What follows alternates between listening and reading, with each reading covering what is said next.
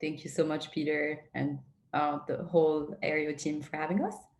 We're very thrilled to have this panel, which is going to be on the importance of youth rights and to give the stage to some incredible youth activists who are not only just walking the talk, but they're standing up to advocate for what they truly believe in.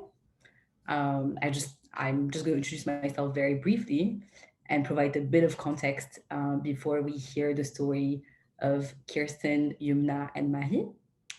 So my name is Zineb. I'm a Moroccan citizen who's currently based in California, and I'm the co-founder of an organization called Youth by Youth, which is a global community of youth activists and adult allies dedicated to the reimagination and transformation of education for collective liberation.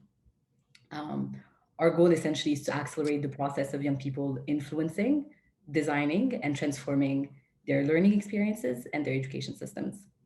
And a few months back, I had the pleasure of having Richard, which I'm sure many of you in this room know, reach out to me to ask about the potential of rallying youth organizations around a Youth Rights Day on November 20th, which is the day the UN General Assembly adopted the Declaration on the Rights of the Child, which is now one of the most ratified human rights treaty in history. And I would venture to say that it's probably one of the most violated human rights treaty in history as well. And the idea behind this Youth Rights Day is that youth organizations and youth activists would come together and unite in solidarity around youth rights in three main categories: social, environmental, and educational. And Richard, I would love to pass it on to you to say a little bit more about Youth Rights Day. Yes, thanks, Zineb. Basically, it's the Youth Rights Day, but that can be a little misleading. What helps to clarify it is the saying that inspired it, and that is that youth are the generation we've been waiting for. And so it's not about youth rights as much as it is about leadership and taking advantage of youth leadership to work us out of the kinds of problems that we're in. The Youth Rights Day is designed to bring youth to the fore much more, let people see that they have a lot to say that's valuable and that we need to be taking advantage of what they have to offer. And so it's really about putting the adults more into the background, bringing the youth forward. It is time to bring the youth forward, as this panel will be doing. And on that, I would like to introduce our three fantastic panelists, Kyrstin, Yumna, and Mahi. So Kyrstin, if you can wave, I'm also going to spotlight you, is a fierce advocate for Indigenous rights in Canada. And she's a proud band member of the Aligokans of Kitigan Zibi. Yumna is a student advocate, and she's a campaigner elected to the UK Youth Parliament in Birmingham. And Mahi is based in Gujarat in India and is an education activist and member of the Ecoversity Alliance, which is a global community of learning practitioners committed to reimagining higher education. And I would also like to mention that both Yumna and Mahi are now in, it's 6 a.m. I think for Mahi and 3 a.m. for Yumna. So that shows you the dedication of young people. And I hope we'll be able to listen and hear their stories much more deeply today. So I would like to start by asking the three of you, starting with Kyrstin, Yumna, and then Mahi, what has led you to become an activist and why does this work matter to you? I guess what led me to become an activist was the lack of youth voices within Canada, especially within my city in Ottawa. We have so many situations where children are being devalued, where youth are being devalued and not shown how they are equal to adults and how our voice is just as valuable as theirs. I decided to become an activist due to that, due to the lack of Indigenous young people's voices that I was hearing around my own community. There wasn't enough of us speaking up about issues that impacted us more than they impacted adults. Within Indigenous culture, it's very important that we take care of the land, we take care of people. And as our elders grow older, the next earth keepers are going to be indigenous peoples. So who is better to speak on issues such as us, the younger generations that are going to be taking this forward? That is what inspired me to become the activist that I am today. I'm Yumna, I'm 16 years old. I'm from the UK, second city in Birmingham. And Birmingham is actually the youngest city in Europe. But right now, young people's voices are not being heard enough. And I guess that's what also led me to be an activist as well. I became obsessed with personal transformation a few years ago when I realized that system change starts with one individual with one idea. But if we want to be changing systems externally, we have to be able to change our own mindset internally. When I was young, I was always interested in like political change, revolution, like the Arab Spring in 2011, 2012. I always saw it on the TV. I was like, why are these people unhappy about their own government? Why are they like rioting and protesting actually? And that was because of, you know, corruption, human rights violations. And everything that I was doing always rooted back to the flaws in our traditional and mainstream education system that always sidelines young people, our imaginations, our creativity. And I guess that's what inspired me to be the activist that I am today. My name is Mahi, and I'm glad to be here. And I'm from India, and I am an education activist. And what made me into education activism is that the solutions that is provided for all the problems today comes from that industrial modern schooling mindset that wants to create clerks who consume and exploit the planet. But that's not how it should be. I grew up listening to stories about India's independence movement, about Gandhi's non-cooperative movement, that not supporting the movement, not rejecting the system that exploits you, and decolonizing the system. So in my Indian perspective, like I am from India, so I want to bring that Indian perspective and showcase the world that what is happening in India.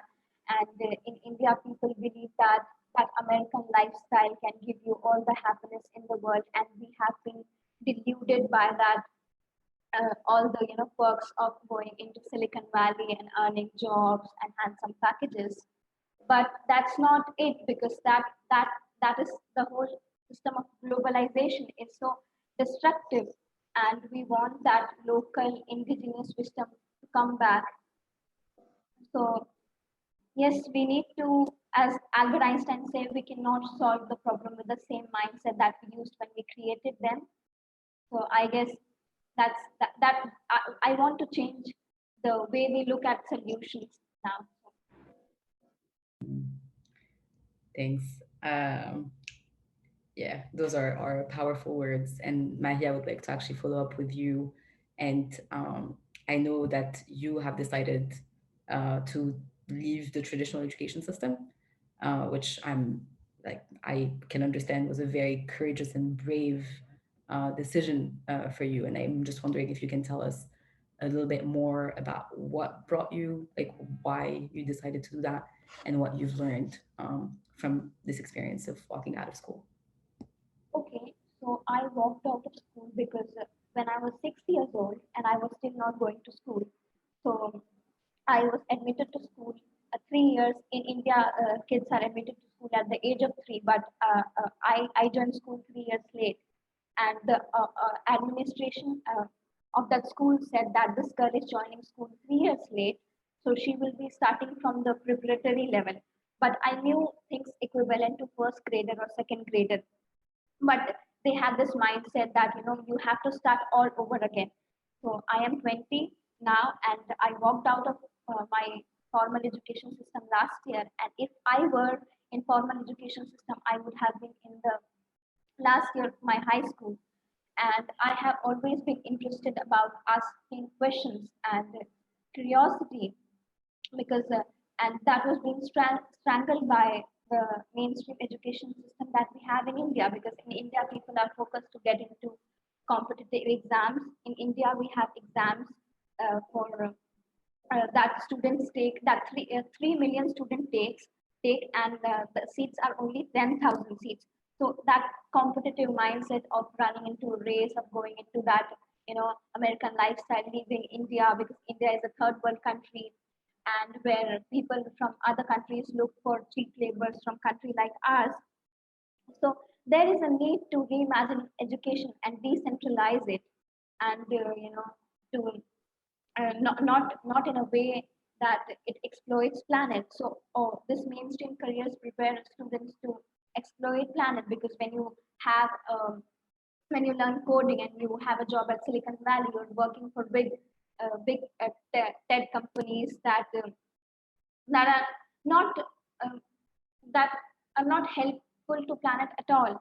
And I wanted to say that there are so many words we use for learning that we need to rephrase, such as reimagine education and re-embrace our cultural wisdom, reclaim our ethnicity, reinvent the system. And transformation is not an option. Reform is not an option. We need to transform the system.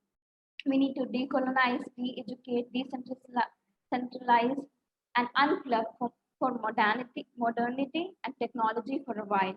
We need to unfold the true history, the true non-white history, and unlearn that there is no alternative. There is alternative, and unveil. We need to come up and speak up and update ourselves in a way that keep up with technology, and also not lose the common touch with nature and our ancestral wisdom. So, Wow. Yes, absolutely. Yes to all of that. And Yumna, I would like to ask you as well, since you have extensive experience for your young age, especially on education and reimagining education, which Mahi started touching upon a little bit.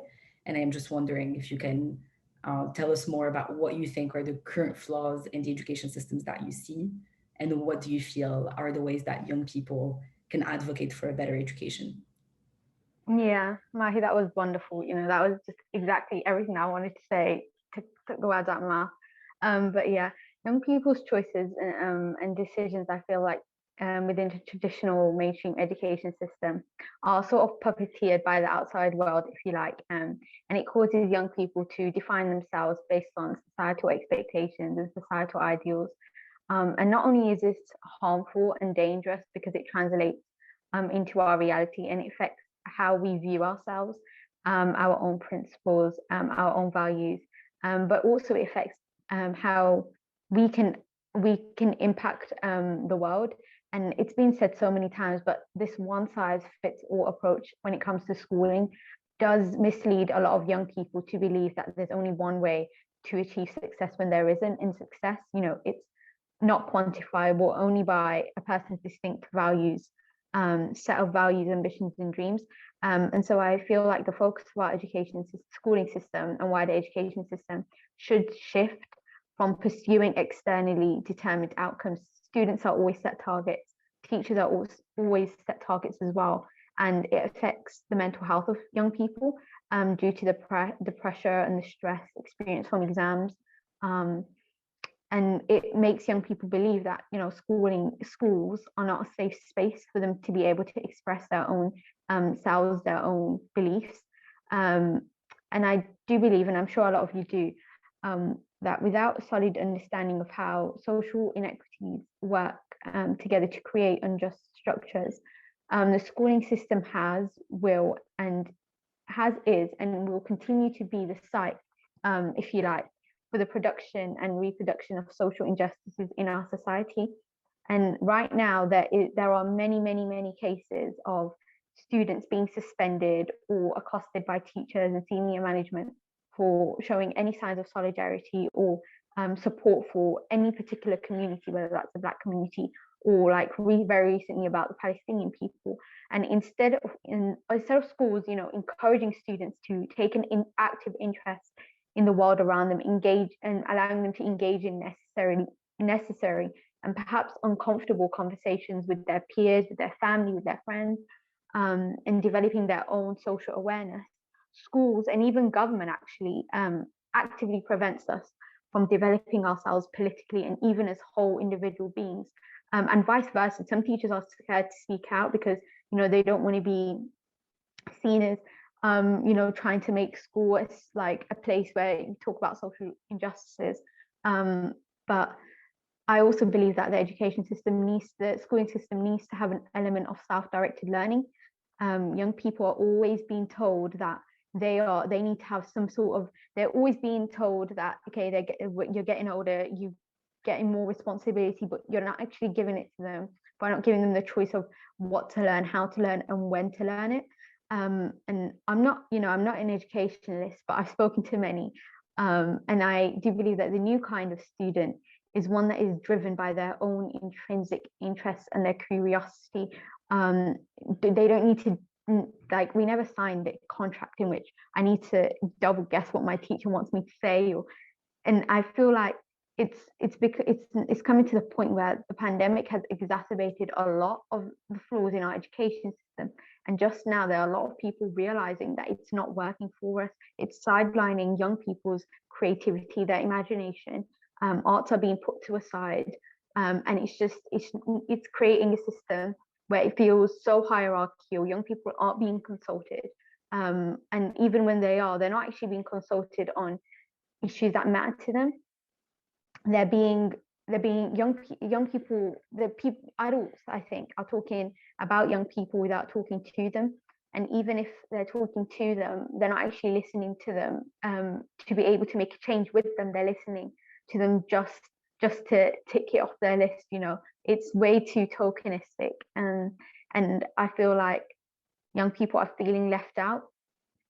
And the new education system can be one that young people lead and adults support, an empowering and enlightening experience where it's inclusive, it's decolonized, like Mahi said, teaches you things that you really want to learn about, and allows you to develop yourself holistically. Thanks, Yumna. I actually have a little bit of a follow-up question for you, because you are part of the UK Youth Parliament in Birmingham, and I'm wondering if that experience has showed you kind of the willingness of adults to listen, or if it has been a bit more like the tokenistic aspect that you've just mentioned. Okay, yeah, I want to start a little bit about my journey to that. And it was basically, it started from, so I co-wrote a book when I was in year 8, when I was about 12, with my cousin, called Struggles of War. And it explored the war in Palestine through a child's lens, and it really examined the psychological impacts and the resilience that a child has when going through such, a traumatic experience. My cousin's part of the book, however, talked about the same theme, but it was just set in Somalia, and we sort of merged it in the end. And it reminds me constantly of the progress that I've made in like the ways in which social activism can be done, whether that's through storytelling, whether that's through public speaking, whether that's just talking, having uncomfortable conversations with your peers and your family. And it was the inkling that something was wrong in the schooling system, because I saw a lot of other young people who were capable of doing so much for their own environment, and their own self-worth was preventing them from doing so. I then got involved with my local youth council and ran a campaign to tackle knife crime, because knife crime is a really, really big problem in Birmingham, and it stems from like the lack of funding for youth centres and austerity and young people feeling like they aren't heard. I then heard about the UK Youth Parliament. I thought this is a great opportunity for me to get involved in, talk more about the issues that impact young people. I ended up getting the role, and I always sought to provide the youth perspective on everything. And I feel like it's important for the UK especially, and other countries around the world, to have a youth parliament where young people's ideas and views should be directly embedded within policy making and not taken as tokenistic. But I also think that programs and initiatives like this and others they have the risk of being too hierarchical, where certain needs of young people are prioritized, and it runs the risk basically of it becoming way too individualistic, rather than looking at it from a different angle and systemic approach. And so I do feel like that it has given me a lot of opportunities to engage with, my local MP and other MPs across the country and policymakers. But I also feel like we can't just hear the voices of one young person who's representing the whole constituency or local area. We need to be able to create safe spaces where all young people feel like they belong, all young people feel like they can speak, they can tell their own opinions and their own views and beliefs. And like, okay, I'll give you one example of when I was speaking to, I was being consulted about education, young people in COVID. I went on the meeting, I was talking about the issues that I felt that were about like the issues that we had in Birmingham about this. And after that, there was no follow-up. It was sort of, we've listened to you, okay, now we'll just move on. And I just felt, I was so happy when I was talking about it, and I was like, this is what we need to do, this is how you can get involved, and this is what young people have told me about. And then it was just like, okay, but where do we move on from here? How can we take this forward? So yeah, that was just like one example, but I feel like young youth-led, adult-supported is always the way to go. Yes, I could not agree more with that sentence as someone who's started a group, is like, especially on that question of youth-led and adult-supported. Kyrstin, I would like to call on you. Oh, awesome. Yeah, like I saw the news this morning, some very disturbing news that are coming out of Canada, where basically remains of hundreds of Indigenous children have been found on the site of a former boarding school in Saskatchewan and in British Columbia. And as someone who's advocating for Indigenous rights and youth rights, I'm wondering, one, what was the reaction for you, your peers, and your community? And do you think that the Canadian government is doing enough to atone from the past and to support Indigenous people, and especially young Indigenous people who are seeing this news today? Thank you for that question. I think it's a great question to have been answered within this panel, so I do appreciate it.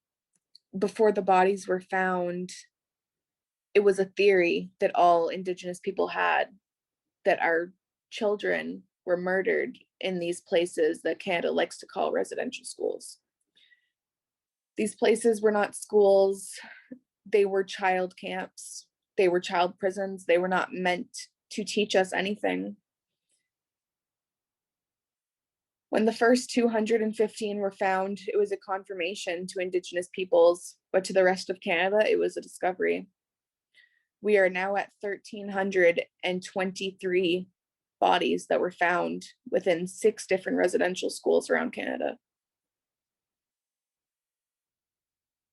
There's more than 100 residential schools around Canada, which means there are 1,000 more bodies to be discovered. I know for myself and my community, every time there is a discovery, as Canadians call it, it is a heartbreak for us. For everyday Canadians, they see it as just Canada's dark history, Canada's swept under the rug, disaster. And when this news broke, we really did start to notice and see with our own eyes the racism Canada holds within it. People would write on social media that we wouldn't have evolved without them, that the schools did not harm us, and that the schools did not take anything away from us. I've met a residential school survivor once in my life. I'm going to be 21 years old this summer. And when I met her, I was 17 years old. This survivor had sat down and had breakfast with me. She was a friend of my grandfather's. And I had to ask her one question. Did you learn anything from these schools? She's around 80 years old now. At the time she told me she didn't learn how to read, write. All she learned was how to pray. And because all she learned was how to pray, and the people that were teaching her how to pray told her that God was somebody full of blessings and hope, she did not understand why this creator of all people's would let her and the other kids suffer in such a situation. For my community, every single time a body is discovered, it's a rip within our heart. A lot of Indigenous communities around Canada had called upon the government to lower their flags, and they did. For 4 days. They lowered the Canadian flag at Parliament Hill. But that is not enough for us. It might be enough for Canadians, but when you think of all of the children that were taken from us and never returned, what would be enough for you if your child was taken and you never got to see them again? I ask a lot of people this question whenever I speak on this issue, and a lot of the time people can't answer me. They can't answer me because they can't put themselves in our shoes. And honestly, I don't blame them. When you don't live a life, having it embedded in your head, and for as long as you can remember that Canada is against you instead of with you, you'll never understand. I'm 21 years old, and because of all of the tragedies that Indigenous people face within Canada, I've never been able to feel safe within my own street. I'm an Algonquin woman living in Algonquin territory, and still I don't feel as safe as my non-Indigenous friends. I don't think anyone would really ever be able to understand how an Indigenous person, Indigenous woman, Indigenous child feel until they become Indigenous themselves. People don't understand how saddening, depressing it is to continuously hear of these tragedies that happen. People want to say get over it, that it happened so long ago. The last school was closed in 1996. I was born in 2000. My mother could have attended these schools. My grandfather could have attended these schools. Intergenerational trauma is very real, and I think that people all around the world need to understand that. Because although I didn't experience these things, I hold the pain, the suffering, and the sorrow of my ancestors. Every day of my life, I understand what they went through. I wish that the Canadian government would do more, but they don't. We had an Indigenous, an Inuit MP within Parliament, and she has decided to resign because she didn't feel safe within her own workspace. She is the youngest Indigenous woman within Parliament, and she was chased down in her own place of work because people thought that she didn't belong. She learned that as a brown woman living in Canada, she needs to keep her voice low, her hands shown, and to not show weakness. When you think of what she had to do in her own workspace in Parliament, within the House of Commons, an Indigenous woman who was supposed to be thanked and gratified for the efforts that she put in to even make it in that spot, and still, she wasn't. I think the way that the government treats its own employees and its own colleagues shows the way that they treat real Indigenous peoples all around the world. There's so many situations around Canada, and I really could go on for hours, but I think that Mamalakak, the MP who has decided to resign, is my best explanation. The government could never respect her. The government could never love her or welcome her with open arms. So why are they going to do that for all of people of Canada? Unfortunately, this country was built on the displacement, the blood of Indigenous peoples, and that's never going to change until we start having our own leadership within Parliament.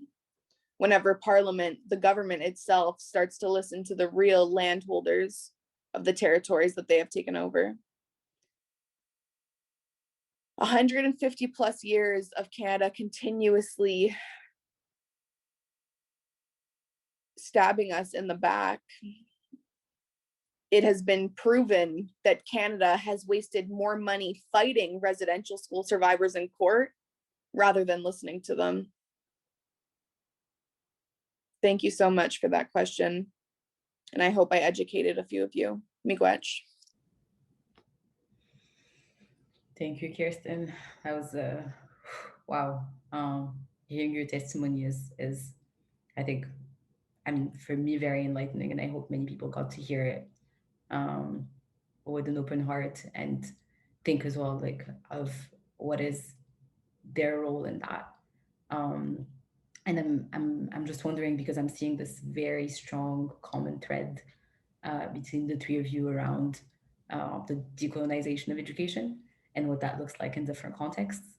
And I'm wondering if I can start with you, Kyrstin, on what you feel is necessary to decolonize it, or what does decolonized education mean in your context, where you feel like, what is an education that welcomes and nurtures Indigenous culture? And then, yeah, I would love to hear from Mahi and Yumna on that question as well. Thank you. I'm brought into school boards a lot. I've spoken with many different high schools. I think that when we talk about decolonizing education, it's very important to offer land-based classes, land-based practices, bringing us back to our traditional ways of life. Unfortunately, the school system was not built for Indigenous peoples. It was built for the everyday Canadian settler. What was built for us was residential schools. Both schools were never built to help Indigenous peoples. It was built to take them down. The school that's on my community's grounds, a grade 12 education in the city is a grade 8 education there. Still the equivalence, but very less. When kids go and leave their home communities to come to bigger cities for college, university, they fall through the cracks due to the fact that the school systems on their own community grounds is not as suffice as the schools in the city. And that just goes to show that the Canadian government continuously pushes us down. I think that when we're dealing with schools on reserves within Indigenous communities and schools within the city, we really need to take back the cultural knowledge that we receive from elders, knowledge keepers, and people who are protectors of these lands. I had mentioned in the chat that there are some students who learn differently. I am one of them. I am a student that unfortunately cannot learn from a colonialized education system. I have fallen through the cracks myself, but I have noticed that I thrive and strive within my own settings. My cultural knowledge is just as great as my education that I would get from any other high school. My cultural knowledge is just as significant as my high school diploma. College, high school, university, nothing should be lessened just because your knowledge that you hold within your heart is not the same from what you would receive from a diploma. The fact that we value a diploma over everyday life knowledge is quite crazy, in my opinion. I have learned to be a matriarch. I have learned to be a keeper of this land. I have learned how to be a voice for myself and other people. Within my eyes, I am doing the Creator's work. I am doing what I was placed on earth to do, and I don't need a diploma to do that. I think it's very important to help Indigenous youth succeed. We need to start going back to our old ways. Those were the ways that were created for us. Those are the ways that we're going to continuously succeed, thrive, and strive within our own settings. Thank you. Absolutely. I would also say, like, this diploma notion of, like, this Indigenous wisdoms and tradition can be taught in different school environments and should be taught. Like, we're at the point where I think a lot of people and organizations are realizing that this is the knowledge we need in order to get out of the materialistic, capitalistic, exploitative structure that we have in place. Mahi, I would like to pass it to you to talk about this notion of decolonization and what that looks like for you, especially in the Indian context. Okay. So I wanted to start with how many of you guys know which is the oldest university? The oldest university? Is there anyone who knows that? No? You can write that in the chat box. You do? What is it? There's Zineb? a lot of debate. There's some people who say that's the one in Morocco, but maybe it's because I'm Moroccan and I'm hearing that part of the rumors there. But there's a lot Okay. of debates on the oldest one. So the oldest university in the world is Takshila University and Nalanda University. But the Wikipedia doesn't say that. Why? White supremacy. It doesn't say that. They call it a learning center, but they don't tell that, in India, people came from Tibet, from Japan, from China to study our ancient culture, Buddhism or Jainism. Why do we have philosophy in India that has 80% syllabus centered on Western philosophy and 20% on Eastern philosophy? What about Taoism or Buddhism or Jainism? And I want to talk about that, we were under colonization, British colonization for more than 200 years. And when they left us, when they finally, freed us, what they did was, created on a map, they just created a line and divided two countries, Pakistan and India and Pakistan. And we now tell different history to each other. And that is so heartbreaking that what history is.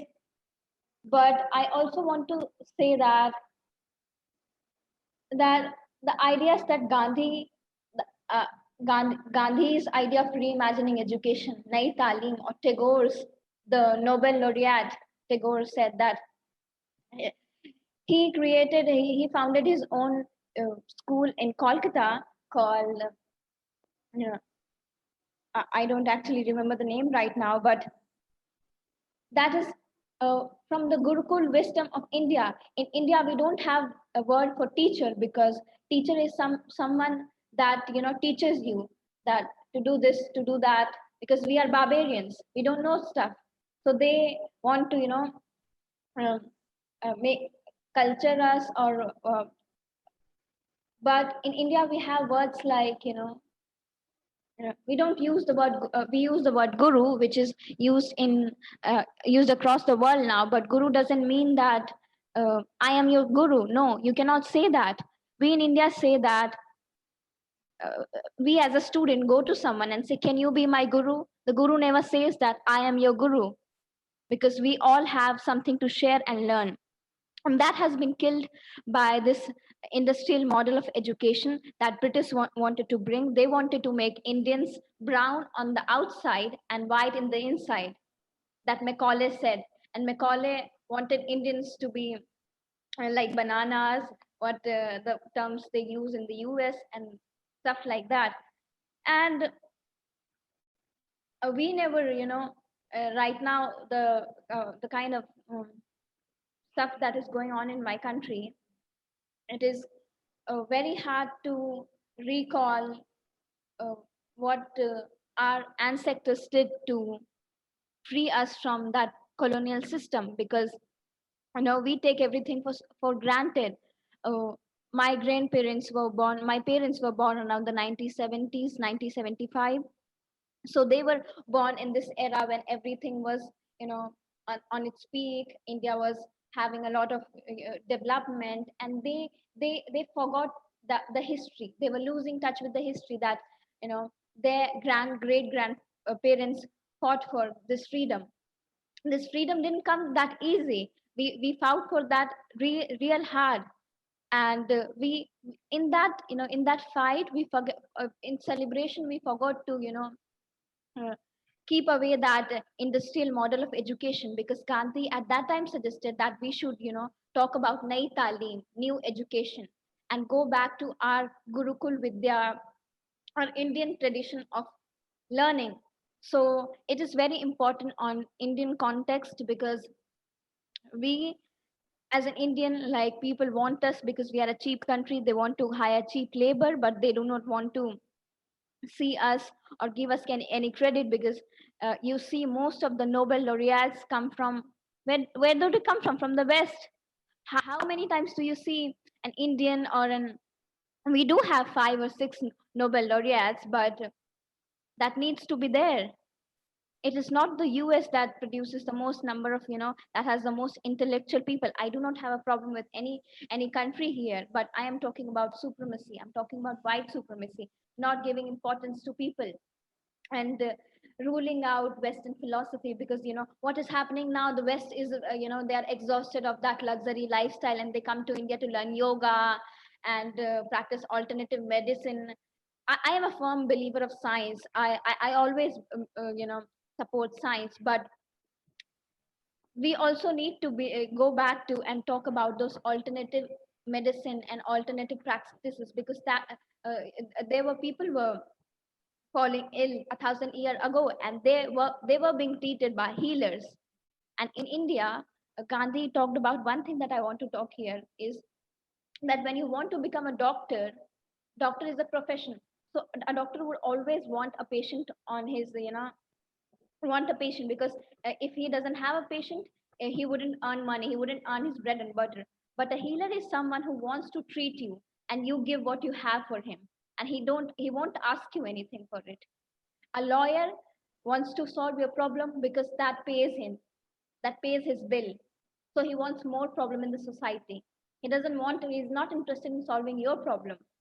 So Gandhi was a lawyer, and he dropped that profession to come back to India and fight for his independence movement. So all these mainstream careers that we are taught, like we are told that see doctors at God as like gods, but that is, we also have to think about that it is not it. That is not it. We need to reconsider everything. That is why I was talking about adding prefix to all the words that we use. We need to add imagination, rephrase, like phrases like unlearn and not just learn, decolonize, de-educate ourselves, unplug, reconnect, and re-embrace. We are forgetting to we are not in the world of technology. We're forgetting to give importance to the older people who are not very capable of using the technology, not being able to use the Zoom and all. But we need to go back to them, talk to them, and listen to them. And this community living that is there, that's still there. I'm very proud of it that it is there in the India. I have a friend in the US, and she is the only grandchildren that was taking care of her grandmother uh, at till her last breath. But in India, that community living is so beautiful. You live with her grandparents, you live with her family, and I think that the India needs to share that story. And we are not a third world country. People need to, that GDP and all that economic terms, they need to redefine these terms. GDP is not the term measure of happiness. Producing stuff and consuming stuff is not a way of, deciding that this country is developed or not. So I think we need to add prefix to all the words, all the possible words we can reimagine. Okay, thank you. Thanks, Mahi. Yeah, recover the pride that we have in our cultures, the different ways of knowing that have been like thousands and thousands of years long, and that have been colonized. And the main way it has been colonized is through that education. So absolutely. And Yumna, just same question for you. Like, what does it, if you can perhaps like get us, because I know you also write a lot about the power of imagination, and I'm wondering if you can like perhaps create a little bit of a vision of what does it look like to have a decolonized education system, if we were to actually imagine the pieces of it. Yeah, that was beautiful, Mahi. And I feel like for a lot of people, decolonization means different things. And I feel like it's not, we don't need to define it in a way, because language is always shifting and evolving. But here in the UK, I feel like we need to deepen our own understanding of Britain's colonial history and Commonwealth history, how it affects how we think today, and the development of ideas and laws on, immigration and other aspects of contemporary British society, if you like. And from classroom to routines to classroom layout, our education system has been shaped by colonization and neoliberalism. And me, myself, I am from Yemen, which is a country that's been colonized by Britain. And I'm also from Somalia, which is a country that's been colonized by Italy. And so I feel like for me, decolonizing our education system means more than just diversification of literature, means more than diversification of text and diversifying the educators that we learn from. It's stripping educational institutions of racism, and it is urgent and it's necessary work. And it links with campaigns against, the pattern of exclusions of Black children to colonization and wider abolitionist movements. And I recently, was like educating myself more about how do we actually decolonize our education system. And I came across someone who was saying that, is it even possible to decolonize our education system because they form part of the establishment? And instead, how can we colonize as such the institution as part of our own resistance? And so decolonizing our education system is necessarily long life work. And and I understand that, I think Mahi touched on this briefly, but structural change without human connection and imagination will not be enforced and effective, but vice versa. If we have the human connection and the human imagination without legislation and without a clear focus on implementation, it does little to contribute to the reality of people's everyday life, students, teachers, and every stakeholder within our education system. And like I said before, the new kind of student is someone who is driven by their own intrinsic interests and their curiosity and their creativity. And so with a decolonized education system, which is empowering, enlightening, inclusive, and accessible, that accommodates what a student wants to learn, what a young person wants to learn, because I feel like every young person learns differently, every single person is different. And the schooling system needs to be able to accommodate for that, whether a young person is neurodiverse, whether a young person is a visual learner, auditory learner, and the schooling system needs to accommodate for all of that. So a schooling system that, teaches you personal finance, things that you need in your everyday life, political literacy.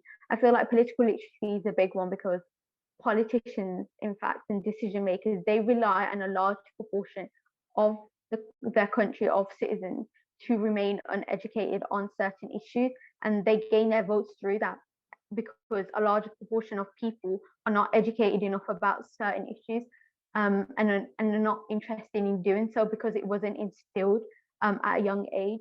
Things like climate justice, personal growth, nurturing mental health and well-being, and nurturing you as a whole person is really important. And decolonization has to come from a place of care. And yeah. Absolutely, not agree more.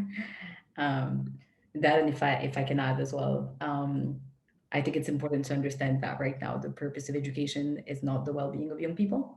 The purpose of education is to train the workforce that is then like being hired, and so the whole logic of education is actually not serving the well-being of people themselves or their communities or the planet. And I feel like a lot of the time when we have this conversation about education change, we forget to go back to the fundamental notion of what is the purpose of education. Because right now it's designed to do exactly the way it is exactly what it's designed to do. And yeah, like it's important to consider this notion. What I would like is actually ask you one last question that would be very brief. And if you had, so the question is, if you had one message that you could share with adults everywhere, what would you like it to be? We're going to keep that rather short. And while we do that, if people have questions, if they can either ask them in the chat, we'll open it up for questions and finish in about 6 minutes to give a 5-minute break, if I remember properly, Peter. Yeah. So whoever would like to start on the question, if you had one message that you'd like to share with adults everywhere, what would it be? I say that. Okay, so I actually have a small quote for it. I'll read it out. And the message that I want to share to people here is that zooming out at a cosmic level, not thinking as a city or a country or not even as a planet. So I'll just read it out. It's a quote by Carl Sagan. Think of the endless cruelties visited by inhabitants of one corner of this pixel to the scarcely distinguishable inhabitants of some other corner. How frequent their misunderstandings, how eager they are to kill one another, how fervent their hatreds. Think of the river of blood spilled by all those generals and emperors so that in glory and triumph they could become momentary masters of a fraction of a dot. So when you scale at a cosmic level, it's not even a speck of dust. The earth is not even a speck of dust. Think of your life, think of what we are doing. And this question is to everyone that we need to keep that in mind, that we're nothing but dust, and we need to live life like that way. Yumna or Kyrstin, would you like to go next? You know, I think it's very important that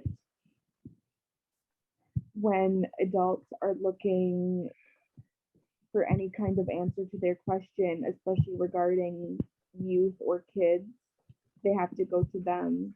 It's very important that you value your child's voice just as much as you would value another adult's voice.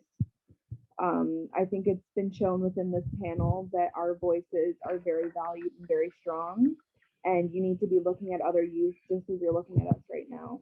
It's very important that you raise your kids and amplify them so that they know that they're listened to, that they're loved and they're cared for, especially when it comes to issues that affect them themselves. It's very important that you take into consideration and acknowledgement that the issues that you think might affect you are really affecting your child, such as school, daycare, outside of work, such things that are so little within their own lives that you think are a big boom within the world can really be the smallest situation that, you know, they could ever experience within their lifetime. It's very important that you always remind your kids to use their voice and amplify them when possible. Thank you. Yeah, my message to adults would probably be that, you know, in a resurgence of youth-led movements across the world, a lot of the problems right now, for example, like I always refer back to Yemen, like the world's largest humanitarian crisis in Yemen that puts profit over people. There's, you know, the whole genocide in China, like ethnic cleansing, racial inequity, systemic racism, Islamophobia, and so much more. They're all issues right now that are being upheld by the majority of adults.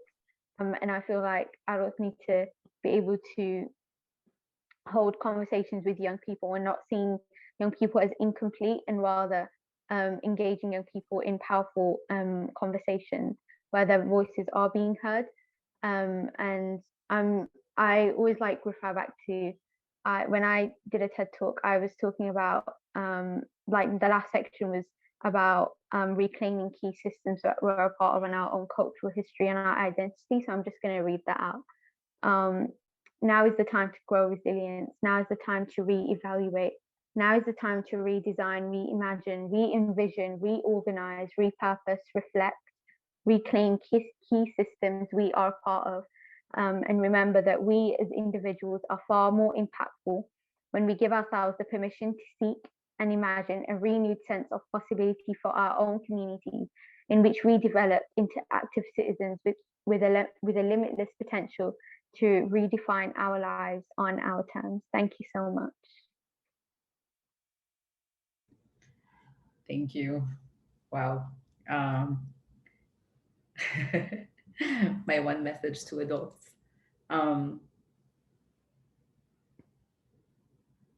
I think, yeah, my one message to adults is I hear a lot from adults that we're supposed to respect what has come before.